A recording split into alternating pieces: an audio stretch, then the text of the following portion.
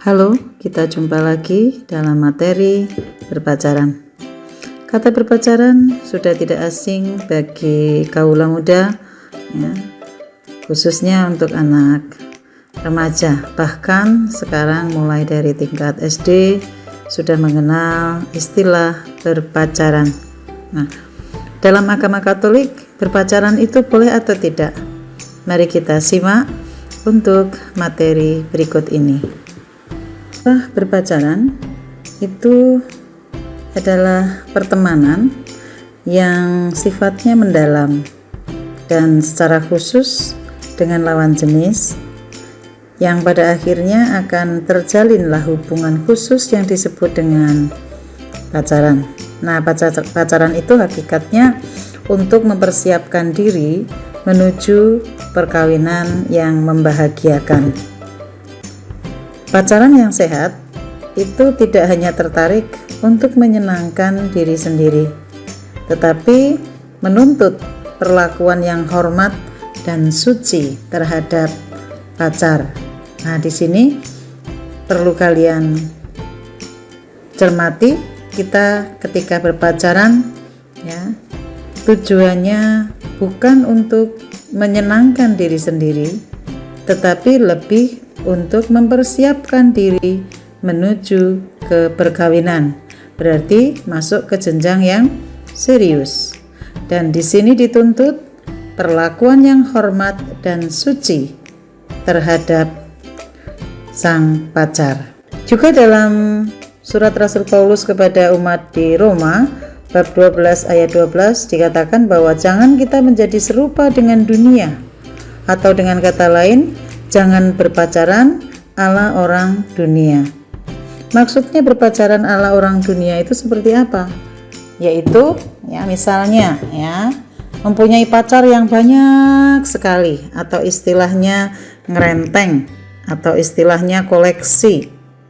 Nah, ini pasti tujuannya bukan untuk ke hal yang serius, tetapi untuk yang main-main atau menyenangkan diri sendiri. Kemudian berpacaran dengan berganti-ganti pasangan, ya, tidak cocok ganti, tidak cocok ganti, tidak cocok ganti. Bisa 1 bulan ganti 2-3 kali, ya, bahkan tiap minggu, ya. Apakah itu betul-betul dinamakan pacaran? Bukan, ya.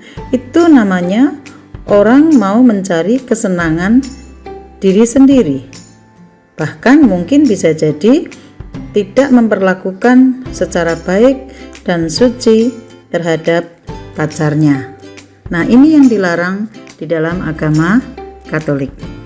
Pacaran yang baik itu dilakukan ketika kita sudah dewasa dan mencapai tingkat kematangan dan kedewasaan diri. Kapan orang dikatakan dewasa? Ya, usianya harus sudah di atas 17 tahun. Ya, jadi kalau masih di bawah 17 tahun masih belum boleh dikatakan dewasa atau masih disebut sebagai labil. Nah, di sini masa-masa SMP, ya, itu masa yang labil. Masa-masa SD itu juga masih labil.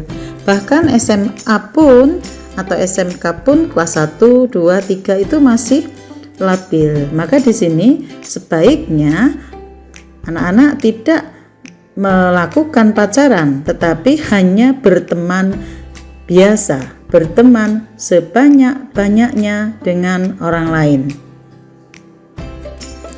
Beberapa tips dalam menjalani pacaran yang sehat. Yang pertama, norma agama itu harus menjadi pedoman dalam berperilaku, ya. Kemudian yang kedua, tetap terlibat dalam kegiatan-kegiatan lain. Jadi kalau pacaran bukan pergi berdua-dua, ya, tetapi berkegiatan, jadi bareng-bareng berkegiatan. Kemudian yang ketiga, tetap berteman dengan teman lain, ya. Jadi bukan hanya dengan pacarnya saja, tetapi berteman dengan teman yang lain itu juga baik karena menyehatkan. Tips yang lain, jadikanlah pacar sebagai penyemangat dan motivasi untuk menjadi lebih baik. Jadi ketika kita kita berpacaran, itu pacar kita itu harus menjadi penyemangat kita untuk berbuat kebaikan terus-menerus. Ya, kalau nanti punya pacar tetapi tidak bisa memberi semangat untuk berbuat baik, ya itu perlu ditinjau ulang. Ya, istilah kasarnya ya tidak perlu itu dilanjutkan atau ya putus saja. Lalu yang kelima, tips yang kelima, hindari hal-hal yang negatif. Hal-hal negatif itu apa? Ada cukup banyak ya, misalnya kalau pergi berdua-dua di tempat-tempat yang sepi, pasti itu akan memancing untuk berbuat hal-hal yang negatif. Pergilah ke tempat-tempat yang banyak orang di sana, kemudian terang ya, kemudian sedang berkegiatan dengan banyak orang, tempat terbuka. Nah, itu untuk menghindari hal-hal yang negatif. Saran yang sehat itu sehat secara agama, sehat secara sosial, sehat secara ekonomi, sehat secara fisik, dan tentunya sehat juga secara psikis. Kita akan kupas satu-satu. Sehat secara agama artinya ketika kita berpacaran, kita masih bebas melaksanakan kewajiban-kewajiban keagamaan kita. Jangan sampai karena kita punya pacar, kita tidak bisa melaksanakan kegiatan keagamaan kita.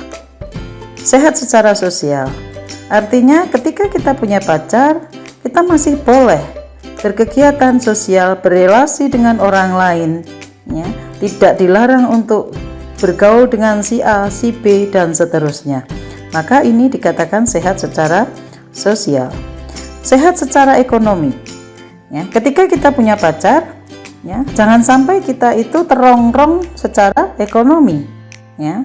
Artinya uang kita itu keluar terus ya untuk membiayai pacar kita. Itu pacaran yang tidak sehat ya. Kemudian sehat secara fisik. Artinya ketika kita punya pacar, tidak boleh kita itu disakiti secara fisik. Kalau masih berpacaran saja sudah berani menyakiti secara fisik atau istilahnya kekerasan, maka nanti bagaimana ketika sudah berumah tangga? Di sini kalian harus cukup jeli.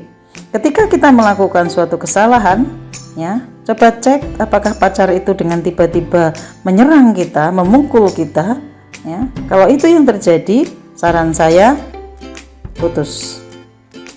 Karena orang-orang semacam itu tidak layak mendapatkan cinta kita.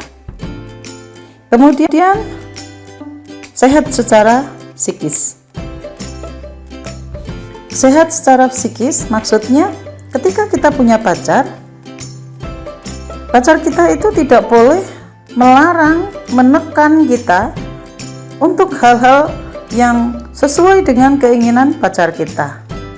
Ya, misalnya, ya, tidak boleh ya pergi kalau tidak izin. Ya, itu kan membuat kita menjadi tertekan. Tidak boleh melakukan kegiatan-kegiatan A, B, C, D. Maka itu membuat kita juga tertekan.